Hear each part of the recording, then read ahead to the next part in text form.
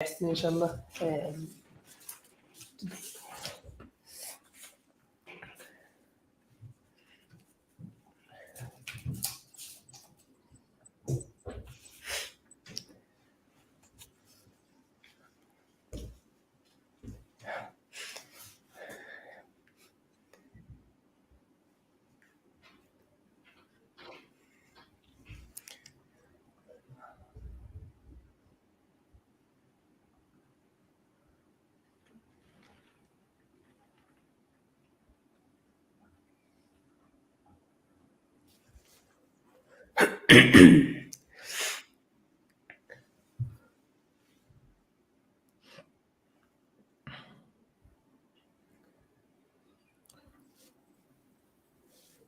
Could have been worse for the sister. It could have been stage 4. Yeah. So, stage 3, that's still, you can still kind of, it depends obviously on the type of cancer as well. It is. So, but stage 3 is definitely better than stage 4. Inshallah. Yeah. Bismillah. Sure. Bismillah.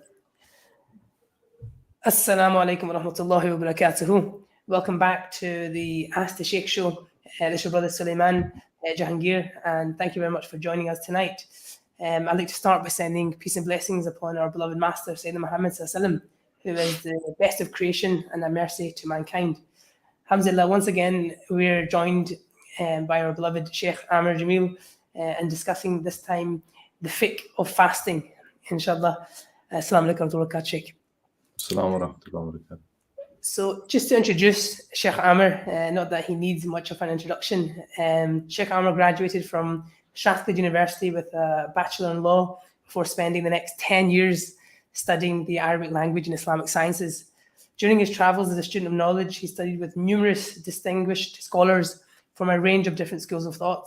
His main field of interest is primarily Islamic family law, an area in which he has studied in depth, having studied all 4 Sunni schools of Islamic jurisprudence.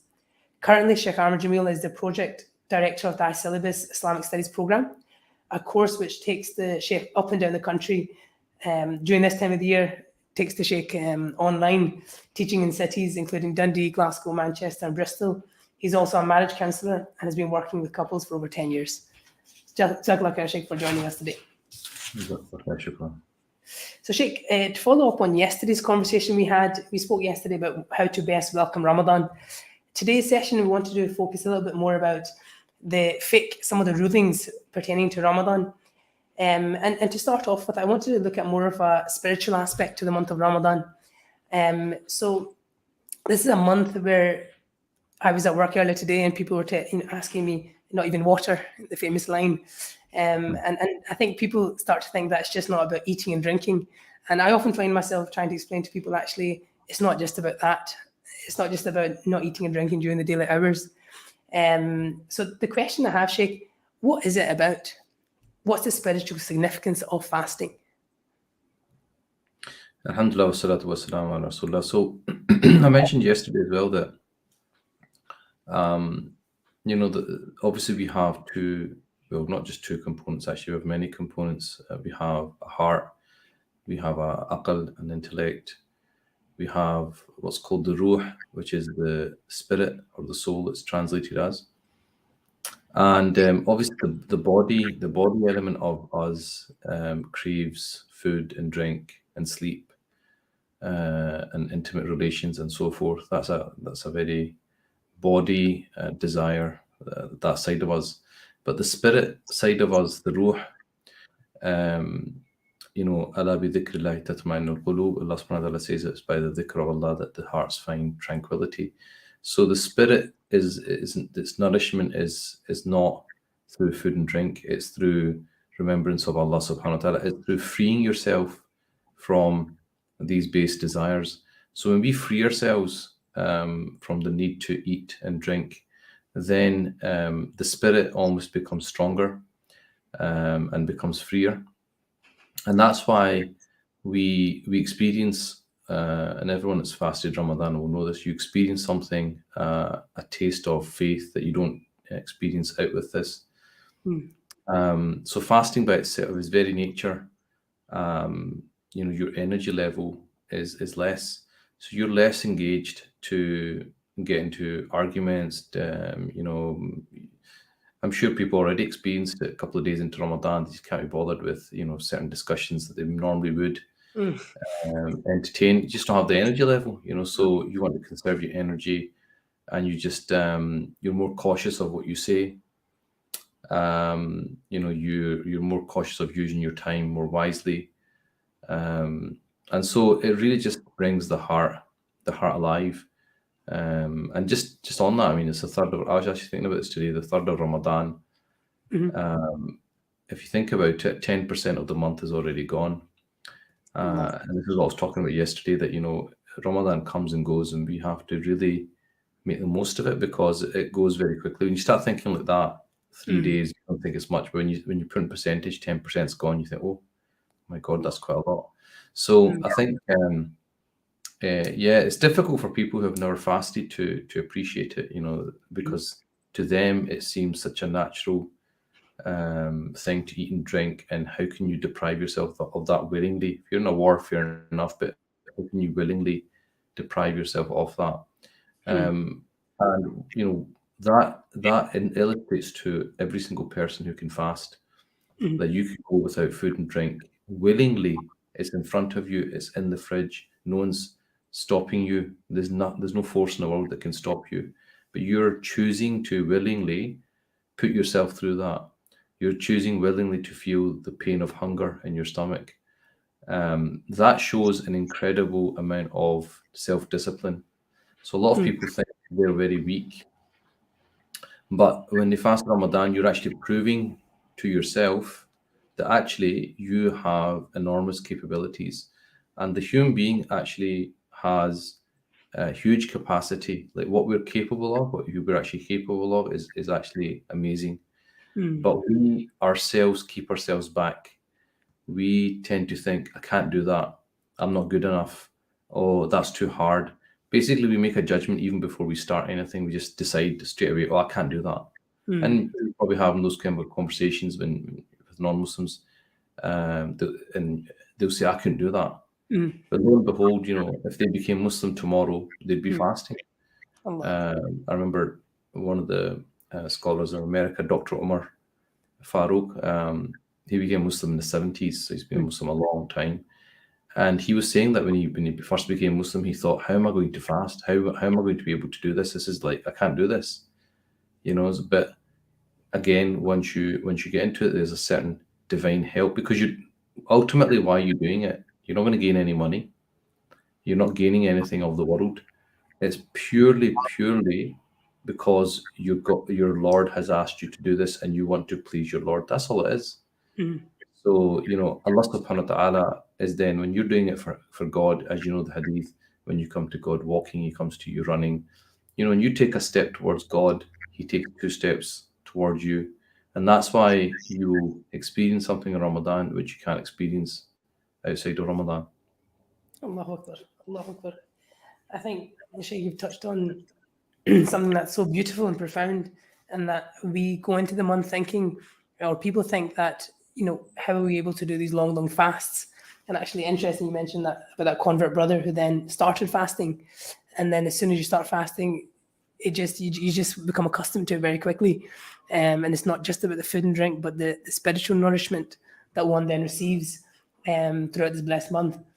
Um, so I've got a specific question here, Sheikh, that somebody sent in relating to fasting. That somebody says, my husband doesn't fast and he's being a bad example for my kids. What should I do? Well, unfortunately, we have Muslims who don't do every aspect of the faith. You get people that don't pray, or maybe pray some prayers, maybe fasting. They might fast some days, may not fast other days, or may not fast at all. I think what you can, what the wife can explain to him is the importance of setting a good example for the children. And if he wants to, obviously the first thing is not the children, it's his akhirah. So she should be concerned about his akhirah, not the fact that he's going to be a bad example, Mm. and trying to convince him of why he should be fasting. and making ways of making it easier for the person. But if he is adamant he doesn't want to fast, he says, look, I don't want to fast, you can fast if you want, I'm not stopping you, then I think what she can say is, look, tomorrow I'd like my children to fast, and if they see that you don't take it seriously, they won't take it seriously. So why don't you come to a compromise? For example, he eats when the children are not there. So I know it's Easter holidays right now, but say it's school days, so she'd say, look, why don't you have your breakfast once they've left for school, and have your lunch before they come back from school, and then delay your evening meal to iftar with us, so that way they're not seeing him eating in front of them. And this can also it's also relevant for menstruating women, especially if they've got very young children who don't understand what menstruation is. And obviously during her menses she's going to be able to eat, but if she starts eating in front of the children, they get confused, like, why are you not fasting? So if it's difficult to explain to them, get to understand if they're very young, then again, she just eats when they're not there, when they're at school, or goes upstairs, eats her food, comes back downstairs. So I think that's not too much to ask from the person. But obviously, as a first point of call, we would try and encourage him to fast in the first place. Yeah, because I think every family has its own unique circumstances, and I think every family is battling with their own individual challenges. And I think people, they possess some areas which are more difficult than others, and it's actually trying to maximize the situation that they're in, particularly situations that we don't have control of as well. And this is such a special month, Sheikh. It's the month of Ramadan. They say that the door of paradise opens during this month, that the door of Jahannam is closed, and there's the gate of Ar-Rayyan that's opened. So Sheikh, is this a gate for the gate of Rayyan? Is it a gate for people that fast throughout the month of Ramadan? Is it something where if we keep our fast during this month, we're given as a gift, we're given entrance through this door? Yeah, so the hadith says that there is a gate which is preserved for people who fasted. So the people who fasted will go through that gate, and people who didn't fast will not be able to go through that gate. It also doesn't negate the fact that you might be able to go through multiple gates. There might be a gate for people who did another certain action. So it's just that there's a specific gate for those who fasted called Ar-Rayyan. Exactly, Sheikh. Thank you. So, Sheikh, a couple of questions people have asked regarding the invalidation of fasting. So I was reading these as I got them in myself, and a couple of these actually growing up, I used to hear a couple of these examples. So it was to pose them to yourself, because if I've come across them and other people have messaged them, and I'm sure there's a lot of people that are wondering regarding the invalidation of the fast. So to start off with, Sheikh, things like moisturizers, kuhal, cosmetics, etc., do they have any role in the invalidation of the fast? No, they won't invalidate the fast. So if there's something which you absorb through the skin, like a cream or something, then it's not going to invalidate the fast. Kohol as well, it will not invalidate the fast. Some schools say it does, but the Hanafi school it doesn't break the fast. The other one said if you tasted something of it, but kohol, creams, anything which is on the surface of the skin, it won't invalidate the fast, inshallah. Inshallah. And one of the brothers asked that he's got lips that bleed quite often, and he usually uses lip balm with the month of Ramadan, and wanted to ask that during the month of Ramadan, is this permissible? Yes, it's permissible as long as he doesn't start licking his lips. So if he licks his lips, and then it goes into his mouth and he ingests it, that would then invalidate the fast. So as long as he's careful, just cautious, that he's not licking his lips, he's putting the lip down but leaving it outside, he'll be okay, inshallah. And would this be similar to things like Vaseline as well? Yeah, anything which is on the outside of the mouth, it won't invalidate the mouth. It won't invalidate the fast unless it comes into the mouth and goes down the throat. Okay. And what about the nose shake? Is that similar for the nose? That as long as, for example, something like Vaseline, is as long as it's something outside the nose, that's okay, but not inside the nostrils. Yeah, if you'd snuffed it up your nose, then it will go down your throat. So you have to just be careful that it's not something that is going up your nose and down the throat. So, but if it's on the surface of the outside of the nose, you'll be okay, inshallah. Inshallah. And Sheikh, what about during the month when some people have a bit of a runny nose, for example, and they find nose, the kind of secretions almost trickling down to the back of the throat during this month? What about in those circumstances? Is that something that has to be removed, or is that just part of their illness at the time, that they've just got a runny nose that's trickling to the back? If it's internal, then it's different. There's nothing's come from externally into your nose. If it's internal, then it's just like going down your throat is fine. It's like a Sheikh. And Sheikh, the famous question, brushing my teeth. And I know this is a question that you get asked all the time. And I've heard your answer several times on this. But it's a question that keeps coming up. And I was asked as well. So Sheikh, can one brush their teeth during the month of Ramadan? Yeah, so the principle is that if you put anything in the mouth, which there is a danger of swallowing it and invalidating your fast, then it is disliked. It's makruh, okay? So most scholars would say that toothpaste is disliked to use, but it's permissible. So if you use, like, I would say, if you really want to, I mean, either you can use like a dry toothbrush because it has remnants of toothpaste on it anyway.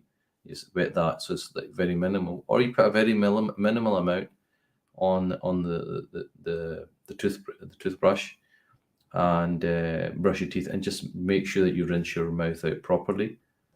Inshallah, you'll be okay. Okay. And what kind of situations, Sheikh, would if people, for example, have interviews or they've got close contact with people as well, and they take the position generally that they don't use toothpaste, and that's their general position, can people then shift their position for a specific circumstance, or do they have to keep consistent with their position? No. If there's a valid scholarly opinion there, you can take it. Okay. If you need to, if you normally don't do it, but you want to do it on an odd occasion because of a particular circumstance, and the scholars that have allowed it, then it's fine, inshallah. And what about Sheikh, things like you get bad breath killer aerosols that I know a couple of brothers during the month of Ramadan that have been purchasing them like hand sanitizer. So Sheikh, what's the Islamic take on this? I don't know the answer to that specifically, but like I think it's probably similar to the inhaler question. And remember we'd said, or I can't remember if I said it in this program, but with inhalers, most scholars of the opinion it does break the fast because you're putting something external in your mouth that's going down your throat. And others, a kind of smaller group of scholars believe that it's so minuscule that it's overlooked. So it might fall into similar kind of arguments with the aerosol thing. I don't know how to look into it, but I would say that you should avoid using it. The reason for that is because there's a hadith that the smell of the fasting person is beloved to God. So Allah subhanahu wa ta'ala might offend another human being, but it's actually beloved to Allah subhanahu wa ta'ala. So I don't think it's something we should shy away from. It's just common sense things. I mean, if you're in close contact with people, just be aware of your breath. Just keep your distance. Just keep your distance, or you put some like aftershave on, around here so that it masks the smell. So I think there's other ways of doing it rather than going to the extent of getting bad breath killer sprays. It's a month of patience this month. It's a month of consideration as well this month, and I think the idea of having some aftershave around the mouth area or the shoulders is a rahmah for the brothers around you. So I think that's some tips from Sheikh Amr there. And on that note, inshallah, Sheikh, we're going to go for a quick break, and inshallah we'll see everyone shortly. Inshallah. Assalamu alaikum wa rahmatullah.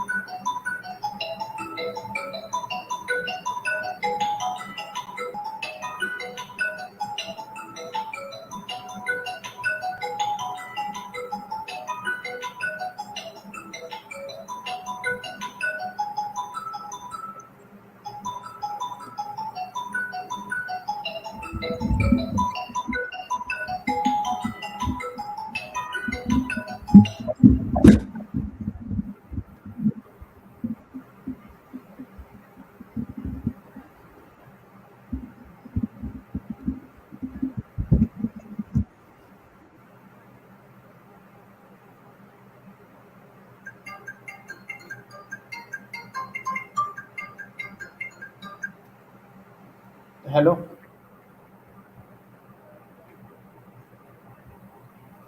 अच्छा, हाँ, zoom की meeting उधर start कर दो बस। उनके पास चलो। कैसे जूम ओपन करो।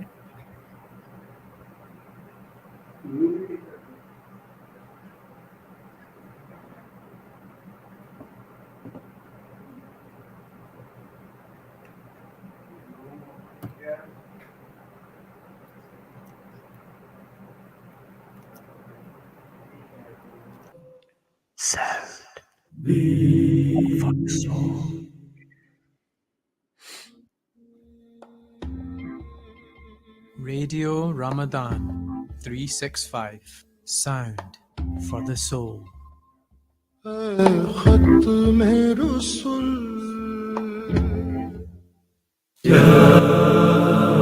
Radio Ramadan 87.7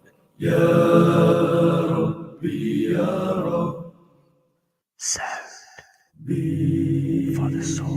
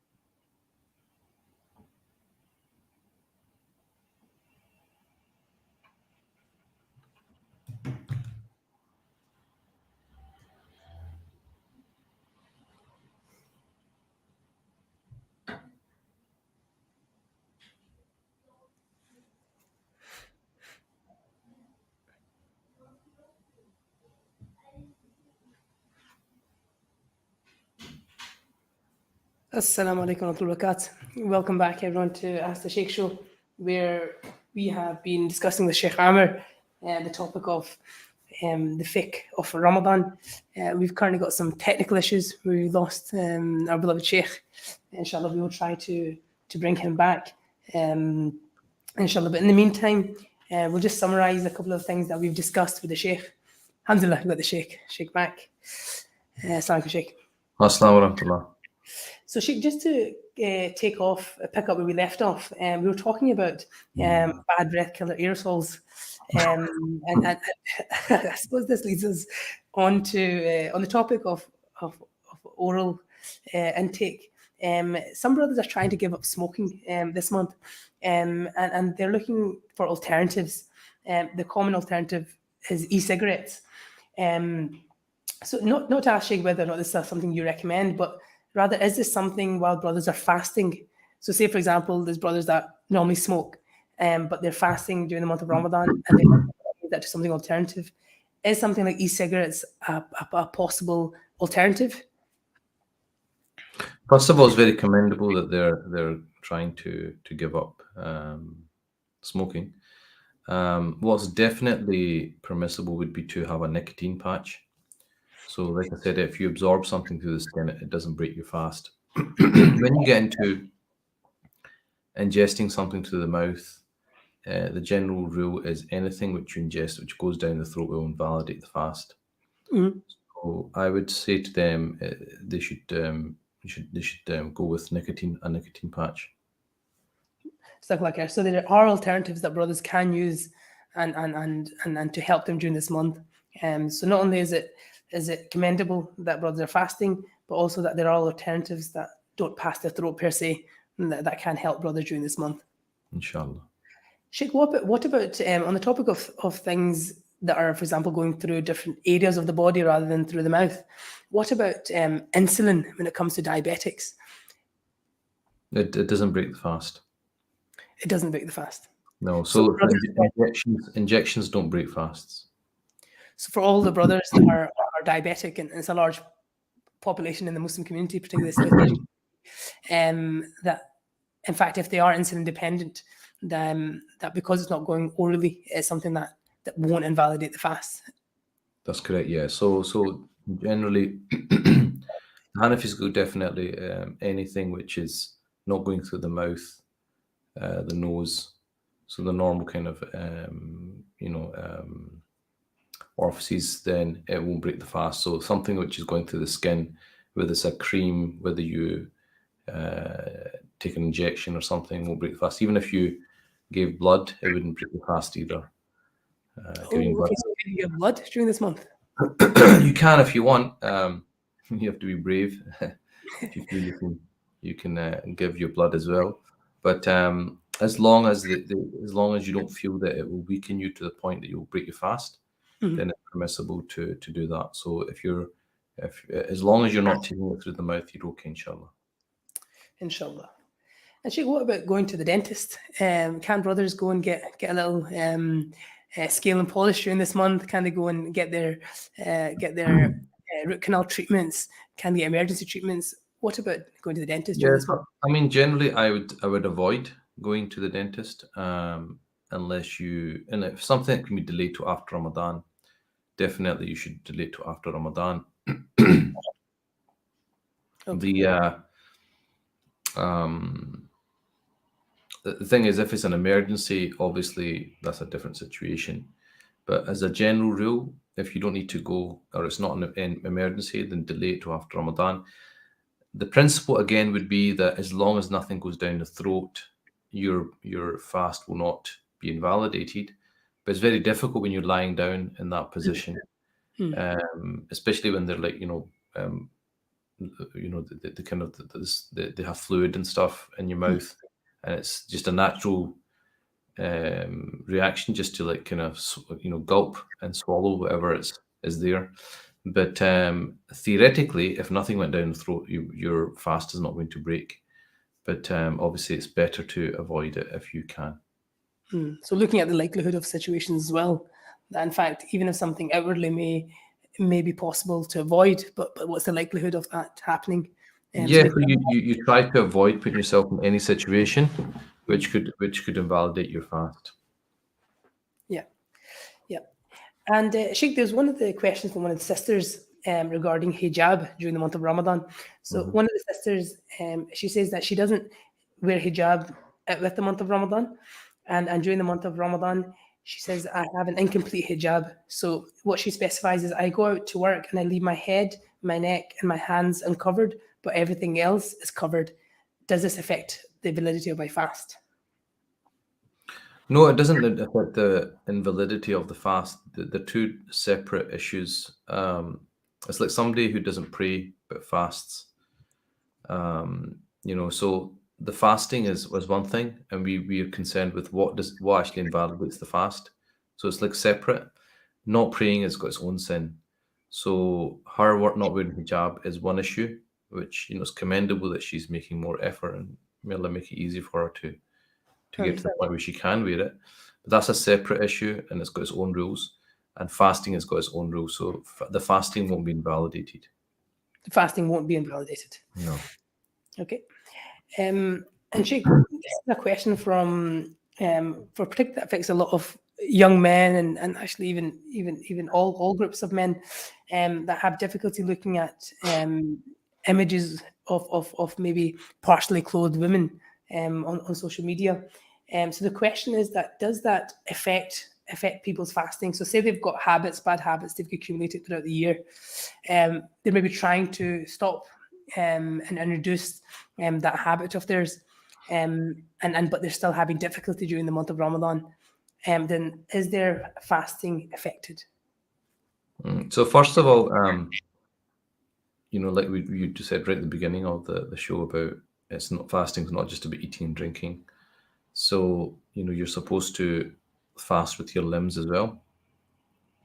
So fasting with your eyes is making sure that they don't fall on something which they shouldn't be falling on. So obviously we live in the world of social media. So I would say that, try your best if you can't completely come off it to reduce time, and especially, ones which are just image based like Instagram. Try your best not to, be on that as much as possible. So that's your now fasting with your eyes. But if somebody did look at something which is not permissible, then it's not going to invalidate their fast. Even if bodily fluids came out, just by merely looking or thinking about it, it doesn't invalidate the fast. If it goes beyond that and there is touching involved, or like kissing involved with your spouse or something, then there was money that was came out, ejaculation, then it would break the fast at that point.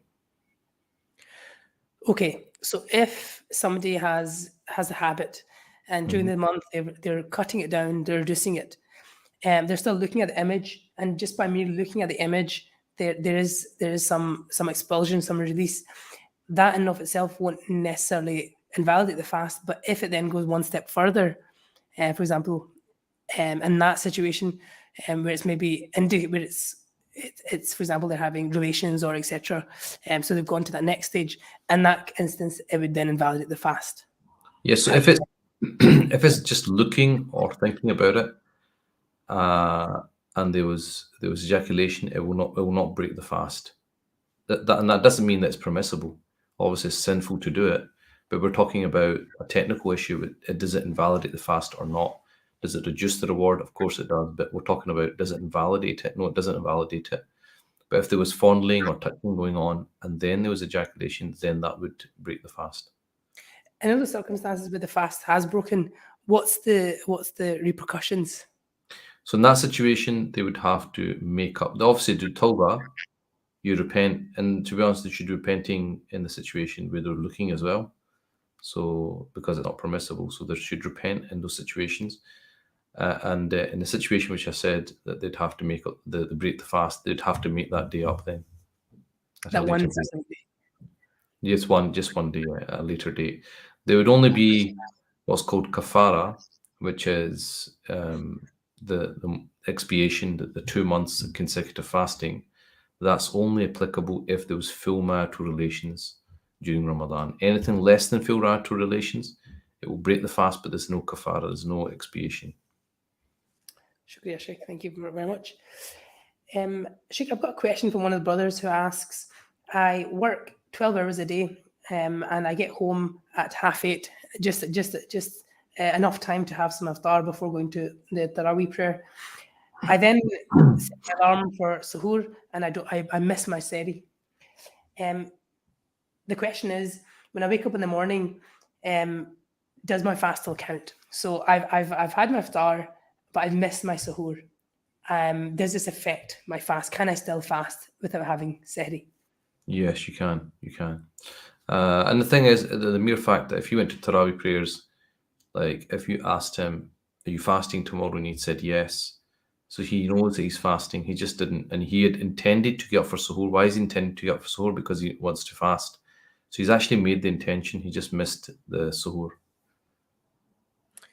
Shukriya, Sheikh. And then in certain circumstances where we're so used to having some breakfast, whether it's something light or something heavy in the morning, we're so used to having a breakfast before going out to work. Mhm. I know a couple of brothers have had situations where they've ended up having a breakfast by mistake during the first few days of Ramadan. So one of the brothers was asking if he's had that meal by mistake, he's enjoyed that meal by mistake, can he still fast the rest of the day?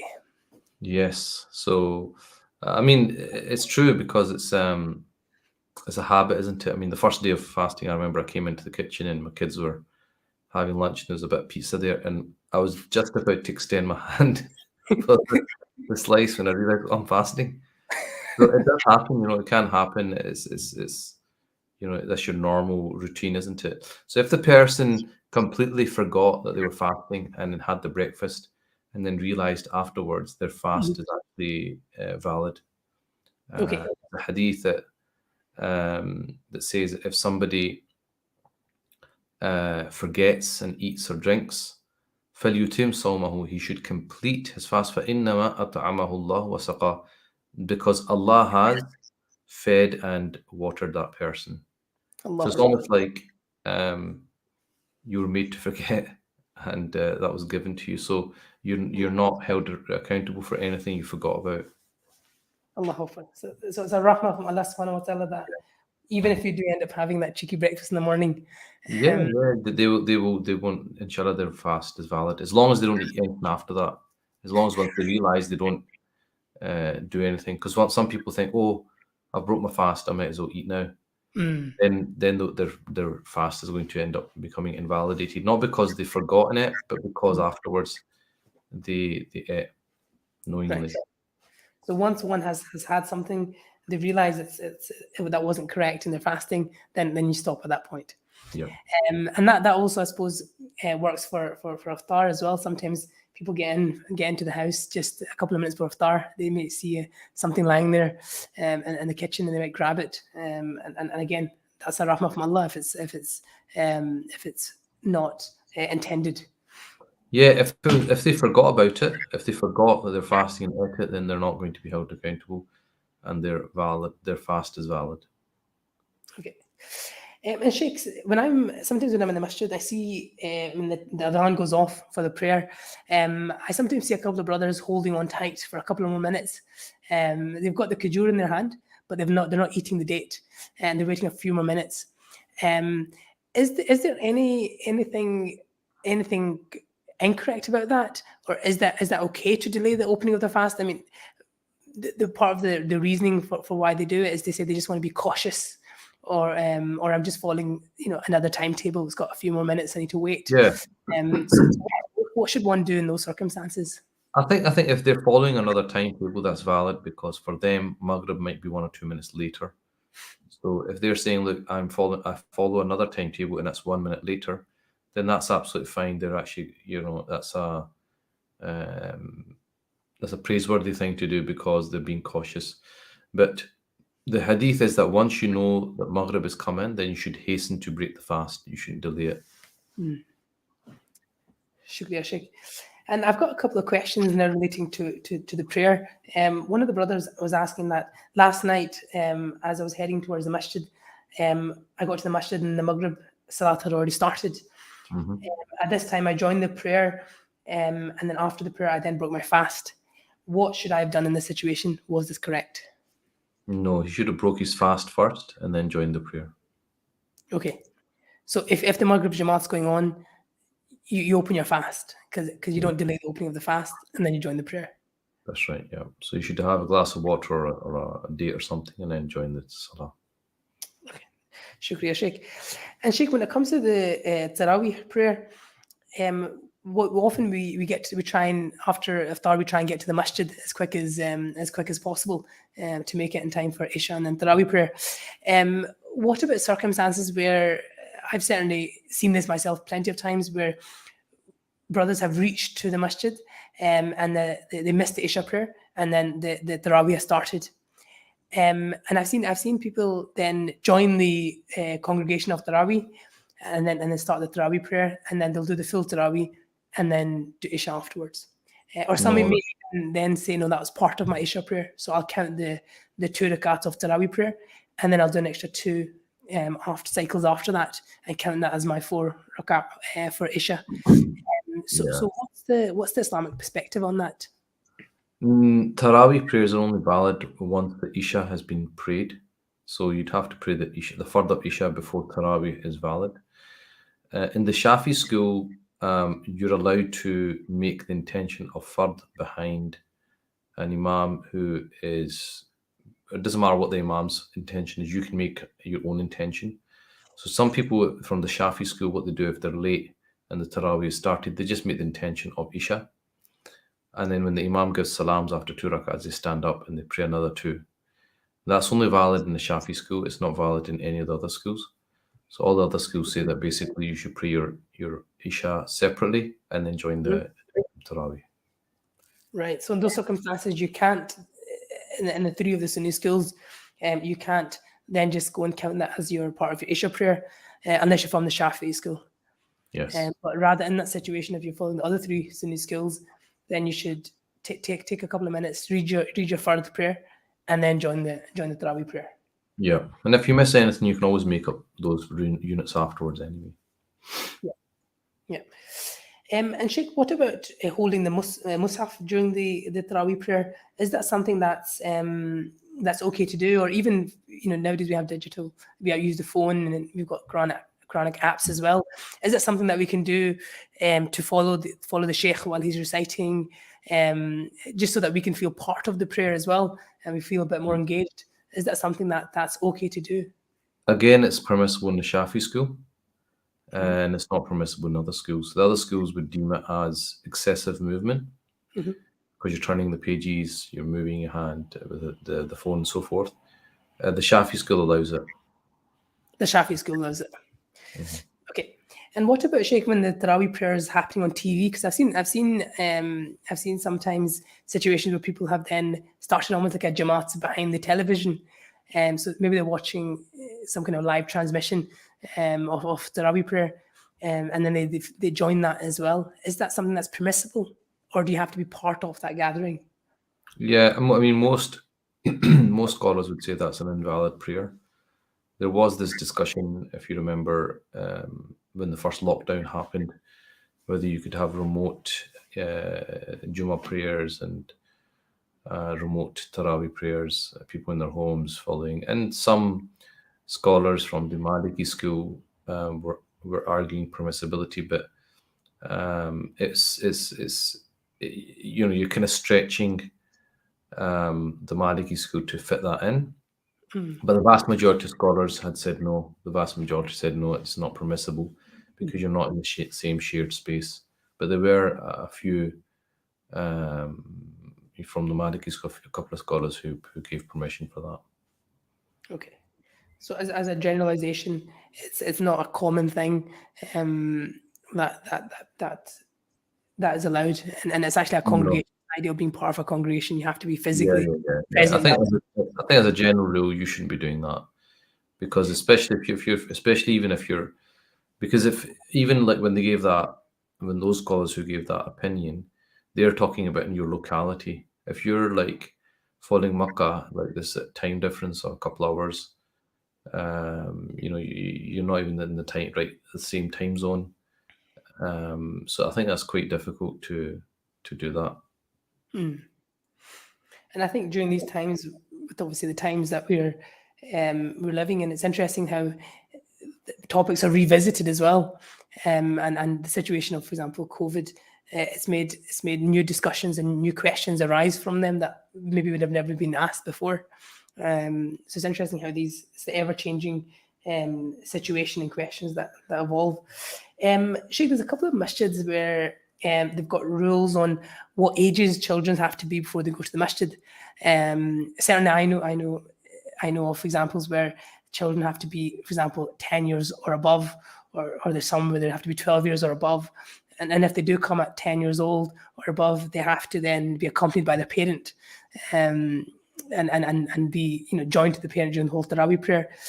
So what that ends up doing for families is it ends up meaning that the kids, I suppose some parents want to show a good example of the Tarawih prayer and the whole environment within Ramadan, because it adds to, attending the Tarawih prayer adds to the environment of the month. But some parents are then limited in taking their kids to the masjids because of these restrictions. Say, for example, they don't drive and they can't access different masajid.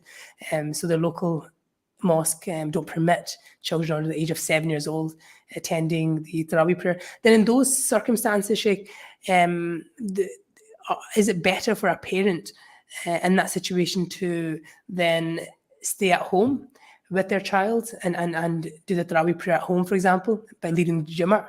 Or is it better to actually still go and attend the masjid, even if it means the little ones are left behind? So if the little ones are left behind, who's looking after them? The beloved wife. Yeah, I mean, look, there's a couple of things that you've mentioned here. The first one is about should children be in the mosque or not. I mean, some of the schools they say that the child should be what's called the age of discernment, which is about 7 years old, because before that, as you know, you take a younger child in 7, they just end up playing and running about. Whereas when they're a bit older, 7, they kind of know, they kind of go out of that playful state in the learning state. So they kind of will join into the prayer and so forth. So there is that in the schools mentioned. Saying that, I mean, this thing of 10 or 12, I think that's that each mosque has kind of come up with that for their own reasons. Maybe they feel that it creates too much noise and it disturbs people and so forth. So they've got their own reasons for doing that. So that's another issue. The next issue would be that I think when children are 7 or 8, and I was thinking about this last night in the Tarawih prayer, because obviously it's Easter holidays. I could see some kids were off school, so they're praying, and that's fine because obviously they don't have school tomorrow. They've got holidays, and it's fine, But I was thinking when schools do go back, it'd be quite a hard ask, to get an 8, 9-year-old to come at 10 o'clock at night when they're asleep. Their sleeping time might be 9 o'clock or something, but you're keeping them up to 10, making them stand in Tarawih for an hour and a half until midnight, and then they're having to go to school the next day. I think that's quite difficult, and I think we've got to be very careful that in our zeal to expose our children to good environments, that we don't put them off. Because I started thinking about my childhood experiences, and I remember, that similar kind of age being in the mosque, and frankly, it was tiring, it was boring, it wasn't enjoyable. Because, you're just not mentally at that level where you can understand what's going on. You don't know the language. It's just the person's just reading really fast. I don't even know what he's saying. I don't know what I'm doing here for an hour and a half. I'm tired. I'd rather be sleeping. So I mean, I've been at mosque, Khatam al-Quran, where there's been a young child sleeping. It's just sleeping there because obviously it's well past their bedtime. So I personally think we should be a bit more. We should think a bit deeper about these things, about taking children when they're ready to be taken to the mosque. Remember, they don't have to pray until the age of puberty. Okay.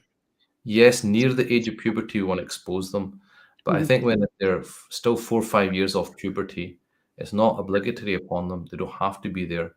If we start overdoing it, and they associate the mosque with, oh my God, late nights, long, I can't do anything, I've just got to stand here.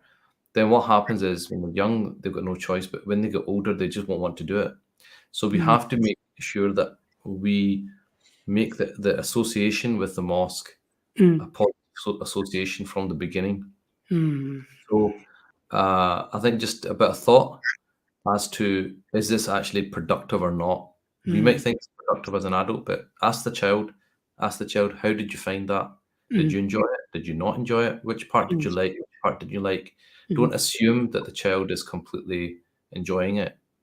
And I mean, because I was praying yesterday, there was a kid in front of me who kept fidgeting, moving a bit because it's quite obvious he's tired. It was long. I mean, it's difficult for us as adults. So for a child, it's also difficult, especially at that time of night. So I think we just got to be a bit more. We've got to think about these things a bit more. That more is always, is not always the answer. Sometimes less is more. So maybe taking them now and again, in short bursts, that you can enjoy is better. So as a compromise, you could say, especially if the kid's older, maybe 12, near the age of puberty, what you could do, and they're used to like kind of staying up a bit more, you could do is go to the mosque and pray a couple of tarawih there. Not too taxing on the child. Come home, child can go to sleep or whatever, and then you complete the rest of the tarawih yourself. So that way you've got the best of both. You've not left the mosque, but you've not left the child either. And this is my own personal opinion. I mean, people can completely disagree with what I'm saying, but I wouldn't do it every night, because for me, what's more important is the long term. Like, I want the child to have a long-term relationship with the mosque, not a short-term. And we know people who have done hifz as children who have grown up to then move away from the Quran, because done at a young age when they didn't understand, it was forced upon them. They didn't enjoy it. The association was not positive, and they had to do it because they're children. But as soon as they didn't need to do it, they didn't do it, and then they've never looked back. That's what we want to avoid. We want the experience to be a good experience from the beginning, so it lasts them the rest of their lives and doesn't put them off as they get older.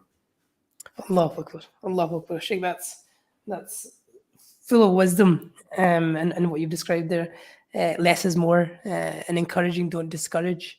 Allahu Akbar. Because I remember certainly when I was younger, it would be almost like a treat when I was 7, 8 years old that we'd go once a week for iftar at the masjid, just for the happy memory and the happy environment of seeing people. And it was creating that association from a young age. And I think it's really interesting that actually creating small but powerful memories in a child's memory could actually be far more effective long term. Allahu Akbar. And Sheikh, on that note, we'll inshallah conclude our show. So Jazakallah khair, Sheikh, very much for joining us once again. And I'd like to also thank all the listeners, callers, for joining us this evening, inshallah. And tomorrow we'll be joined by Sheikh Amin Buxton and discussing the topic of loving our beloved Sallallahu Alaihi Wasallam. And we look forward to everyone joining us tomorrow evening too. Fi aman Allah. Assalamu alaikum wa rahmatullahi wa barakatuh.